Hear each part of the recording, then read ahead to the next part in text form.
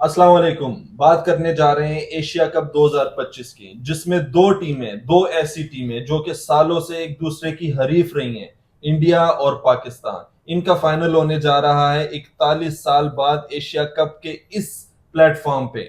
इनके बारे में बात करेंगे, लेकिन उससे पहले बात करते हैं इंडिया और श्रीलंका के रात वाले मैच की, जो कि बहुत जबरदस्त मैच हुआ है। 203 इंडिया ने किया और 203 ही श्रीलंका ने किया। बात खत्म हुई सुपर ओवर में, वो तो बात करते हैं, लेकिन उससे पहले जानने की ये कोशिश करते हैं कि पाकिस्तान को इस मैच से क्या फायदा होगा और इंडिया ने इस मैच में क्या खोया और क्या पाया। और श्रीलंका ने अगर 203 इंडिया के खिलाफ किया, वो कैसे किया। इंडिया ने अगर 203 करवाया या किया, तो उनकी स्ट्रेटेजी क्या थी। बात स्टार्ट करते हैं यहीं से। फाइनल के बारे में बात करेंगे इस टॉपिक के बाद। यहीं से शुरू करते हैं। जी आदिल भाई, आप देखें, मैंने आपको ऑन द रिकॉर्ड मेरी वीडियो में मौजूद है कि मैंने आपको कह दिया था इंडियन साइड कोई इतनी बड़ी साइड नहीं है। आप देखो 203 इस तरह की पिचेस, इस तरह की कंडीशन पे करके चेस करवा लेना, मतलब टाई करवा लेना। इंडिया जैसी पहाड़ टीम जैसा वो उन्होंने अव्वा बनाया हुआ था, वैसी टीम अगर टाई करवा ले तो इसका मतलब है, देखो वो हार गए हैं, जीत के भी हारे हैं, जीत के भी हार गए हैं। लंका ने उन्हें बता दिया है कि एशियाई बेस्ट सेकंड टीम कौन सी है। मैंने ये कहा हुआ ऑन द रिकॉर्ड के पाकिस्तान नंबर 1 है, श्रीलंका 2 है, नंबर 3 अफगानी है, 4 पे इंडिया आ जाए तो आ जाए, एडजस्ट कर सकते हैं। ऑन द रिकॉर्ड पड़ी है। अब फाइनल होता है पाकिस्तान इंडिया का, ये तो बाद में डिस्कस करेंगे। आप मुझे बताओ, रात को बुमराह नहीं था, कोई एक्सेप्ट करता था कि श्रीलंका 203 स्कोर चेस कर जाएगी? नहीं। आप देखो, आप ये ना एक पल के लिए ये ना सोचो कि मैच टाई हो गया। आप ये देखो, इंडिया ने कितने का टारगेट दिया? 203 का। श्रीलंका ने कितना कर लिया? 203। आपको ये मोरल का फर्क नजर आ रहा है कि इंडियंस क्या कहते थे कि हम ये फलाना आ गया, अभिषेक आ गया, टमकाना आ गया। देखिए, उनका प्राइम बॉलर ना होने की आपको वजूहात बुमराह नहीं है, उन्होंने 203 स्कोर करवा लिया है। सही है, यही है। बुमराह ने, आप देखें बांग्लादेश और इंडिया का जो मैच हुआ था, उसमें बुमराह ने कितना बड़ा इंपैक्ट क्रिएट कर दिया था। पहले 3 ओवरों में उसने जो हेट ऊपर 3 ओवर डाले, उसी के बीच में इंडिया और बांग्लादेश की बीच की जो दूरियां थी ना, वो बढ़ गई थी। बुमराह ने बहुत जबरदस्त ओवर डाले और वहां पर अब मुझे बांग्लादेश की जो टीम थी अब मुझे ये कंफर्म नहीं है, मुझे लगता है इन्होंने बुमराह को रेस्ट दिया होगा फाइनल के लिए। अब हार्दिक पांड्या हो गए इंजर्ड हो गए। क्या बुमराह इंजर्ड नहीं हो सकते? ये खबर है, ये अभी इसके पीछे क्या है, बुमराह इंजर्ड नहीं हो सकते। इन केस इनके पास बुमराह ना हो, ये तो 220 भी चेस करवा ले। 220 हर्षित राणा रात को कितनी फास्टेस्ट बॉलिंग कर रहा था और उससे वैसे ही छितर पड़ रहे थे। कैसे उसने लपेट के उसे मारा है, उसका अग्रेसिव पन निकाला है। श्रीलंका ने कल रात इनके हर बॉलर को ना दोनों तरफ से सेका है। देखो है। अब इनको मतलब इनका वो मिडिल ऑर्डर नहीं है कि जैसे कि मतलब विराट कोहली था, रोहित शर्मा था, केएल राहुल था, सुरेश अय्यर था। मैं तो आपको डे 1 से कहता आ रहा हूं कि इंडिया की साइड बेहतर जरूर है, बट वो साइड नहीं है कि जिसे मतलब ये अव्वा बना ले। नामुमकिन नहीं कि इनको हराना, नामुमकिन सी बात है यार। पता चल जाएगा आपको, तुम्हारे को सबसे बड़ा मैच है फाइनल पाकिस्तान के साथ, आपको पता लग जाएगा कि इंडिया की टीम को हवा कैसे। अच्छा, इंडिया की टीम को हवा नहीं, वो जो मीडिया है ना, वो हवा बना देता है कि जी इसमें तो ये भी आ गया, इसमें तो अभिषेक शर्मा भी आ गया, इसमें गिल भी आ गया, और ऊपर से लेकर 12वें नंबर तक बैटिंग ही बैटिंग है। ऐसे नहीं होता। जो क्रिकेट होती है, वो जब विकेट पर लड़का आता है, बैट्समैन आता है, बैटर आता है, तो उसको फेस करना पड़ता है बॉलर को भी, जो कि दूसरी कंट्री का बॉलर होता है, और वो 20-25 करोड़ अवाम में से चुन कर आता है। जैसे श्रीलंका के बॉलर्स आए, नहीं श्रीलंका भी आई है बीच में मैदान में, इन्होंने समझ लिया ये आईपीएल ही है। ऐसे ही है। दूसरा, अब जो श्रीलंका ने तो बड़ा अच्छा, जो उनके बॉलर्स हैं उनको बड़ा जबरदस्त डोमिनेट किया है। इंडिया ने इस मैच में क्या खोया है? मैं समझता हूं कि खोया हार्दिक पांड्या को है, इंजर्ड करा के। पाकिस्तान के खिलाफ आप देखें, पांड्या ने अपने पहले ही दूसरे तीसरे ओवर में विकेट ली है पाकिस्तान के खिलाफ। वो चाहे साहिबजादा फरार को लेकर गया, चाहे सालिम अय्यूब को लेकर गया, बिल्कुल या फखर जमान को लेकर गया, तो पांड्या नहीं लिए विकेट। अगर वो इंजर्ड हो जाता है, पाकिस्तान को कितना बड़ा एज है और पाकिस्तान को क्या क्या करना चाहिए? आप एक बात तो मेरी अच्छी तरह समझ लें, ये गौतम गंभीर इनके कोच है, पांड्या का फ्यूचर मुझे हमें इस आगे टीम में नजर नहीं आ रहा। ये देखें आप, रोहित शर्मा कैप्टन था, कितना बड़ा कैप्टन था वो, धोनी के बाद कोहली आया, कोहली के बाद रोहित शर्मा आ गया, ठीक है। रोहित शर्मा जैसे कैप्टन के होते हुए वो टीम में वाइस कैप्टन था जी। आज देखो इंडियन टीम का कैप्टन उसे होना चाहिए था, जो कि वो नहीं है। सूर्या कुमार यादव है और वाइस कैप्टन शबनम गिल है, ठीक है।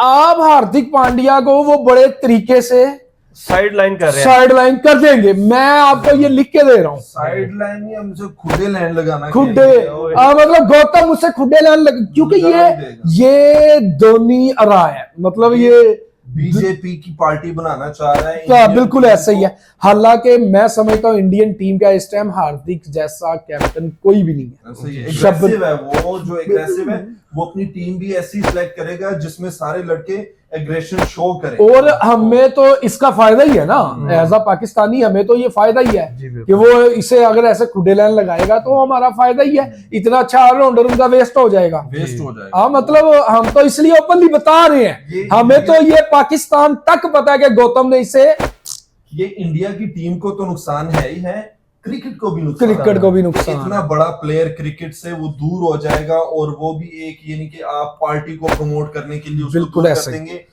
दूसरा, अब पाकिस्तान को अपनी टीम को बड़ा उसके साथ सिलेक्ट करना पड़ेगा। अच्छा, सिलेक्शन में पाकिस्तान के कैप्टन और पाकिस्तान का जो कोच है उसका बड़ा अमल दखल है कि वो आया इंडिया के खिलाफ अब कैसी टीम को सिलेक्ट करेंगे, कैसी प्लेइंग 11 को उतारेंगे, क्या इस प्लेइंग 11 में साइम अयूब की जगह बनेगी या उसकी जगह हम किसको ऐड करेंगे और नीचे से बॉलर्स में किसको हमें ड्रॉप करना चाहिए, क्या प्लेइंग 11 इसमें खिलानी चाहिए। अब ये बहुत भाईजान मैं समझता हूं इस टाइम टीम में दो चेंजिंग होनी चाहिए। अच्छा, आप बैटिंग में आ जाए तो सैम अयूब को बड़ा मैच है, रेस्ट देना चाहिए। अच्छा, बिल्कुल देना चाहिए। और उन्हें रेस्ट दे के उनकी जगह इन करना चाहिए हसन नवाज को, अपना मिडिल ऑर्डर स्ट्रॉन्ग कर लें, क्योंकि एज अ ओपनर आपके पास फखर है, साहिबजादा फरहान है, ठीक है, और हारिस है, मोहम्मद हारिस विकेट कीपर। ये तो आप 1 2 3 नंबर ऐसे ही लिख लें। इसके बाद आप रख लें फाहिम अशरफ।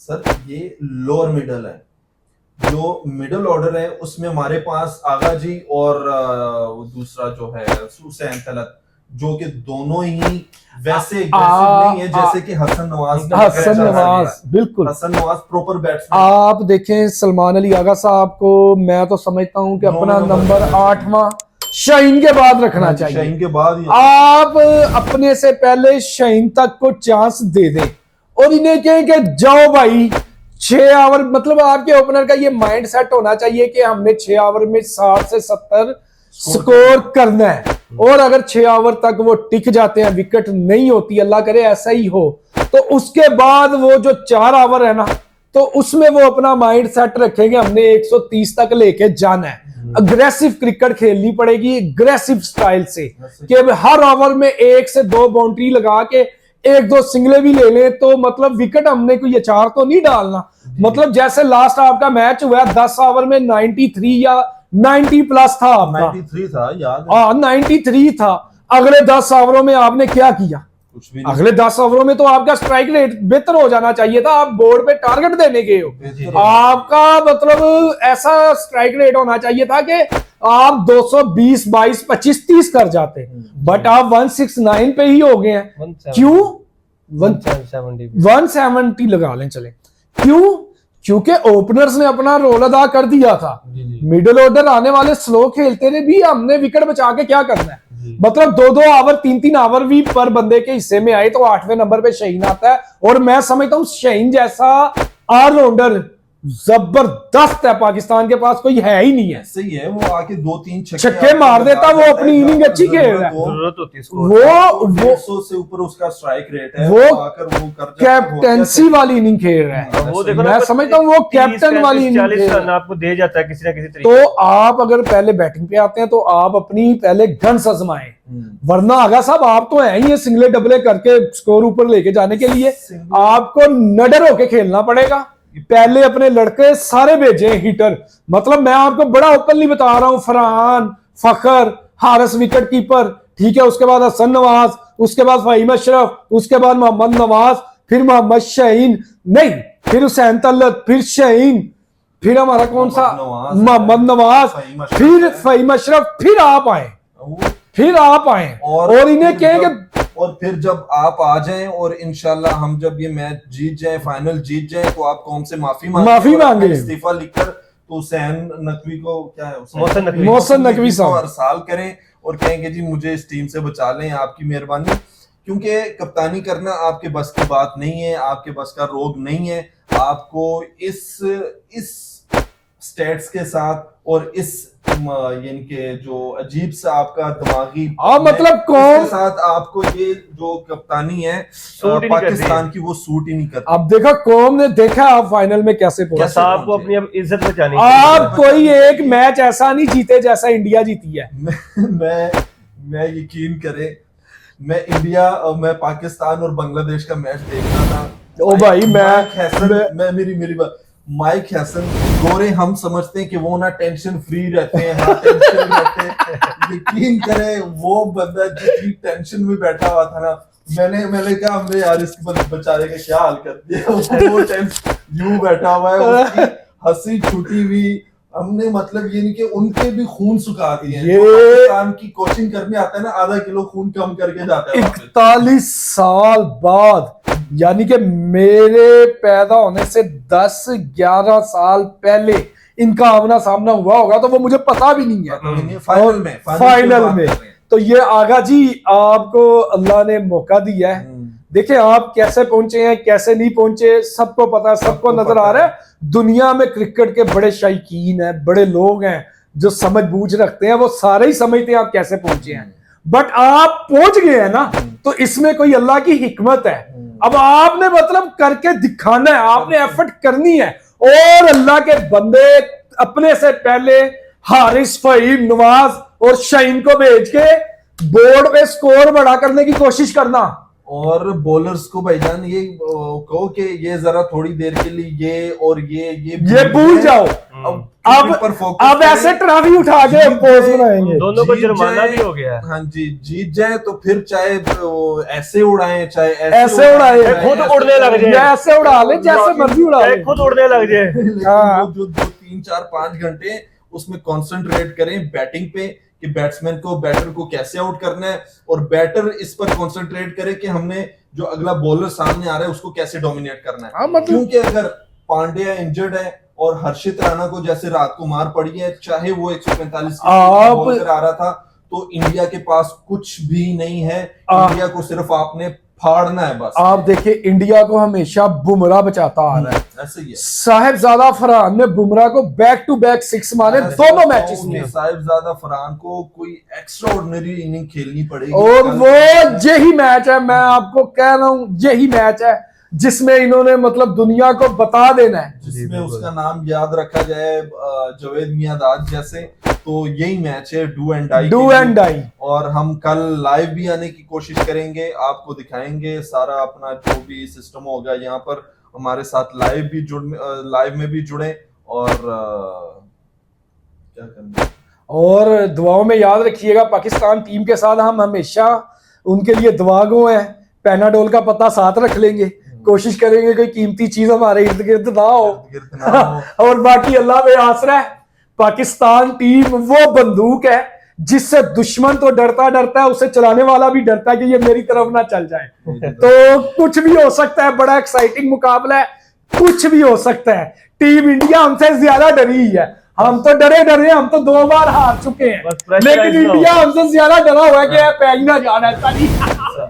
और डरे हुए ना कि फाइनल तक पहुंच गया, फाइनल से हमें ना बाहर करते हैं। और एशिया की बेस्ट सेकंड टीम मेरे नजरिए में श्रीलंका है, मैं श्रीलंका को समझता हूं। पाकिस्तान को उस टीम से बड़ा सबक हासिल करना चाहिए कि वो अगर 203 मार सकती है, चेस कर सकती है, तो हम भी कर सकते हैं। हम तो 250 स्कोर भी मार सकते हैं भाई। ये कल वाला मैच जो है ना, इंशाल्लाह ये दुनिया याद रखेगी, इंशाल्लाह। मुझे पता नहीं क्यों वाइब्स आ रही है पाकिस्तान इंडिया। अच्छा पाकिस्तान की तो छोड़ो, पाकिस्तान का तो चलो अल्लाह ही हाफिज है, इंडिया बड़ा मैच हार जाती है। जैसे बैक टू बैक ये विन करते आ रहे हैं, याद है लास्ट टाइम वर्ल्ड कप, इन्होंने एक दिन पहले वर्ल्ड कप की मेडल की रिहर्सल भी कर ली थी, और ट्रेविस हेड ने आगे इन्हें कैसे वो सीन याद है ना, वो फिंगर वाला, वो मतलब हम पंजाबी तो समझते हैं अच्छी तरह, लेकिन वो उसकी उसके फिंगर साथ साथ 2 नंबरी भी की जब वो पैट कमिंस जब वो पिच देखने चला गया था। ऐसे ऐसे तस्वीर खींची। हाँ बिल्कुल, उन्होंने कहा कि जी आप तस्वीर क्यों मैच वो खींचने गए।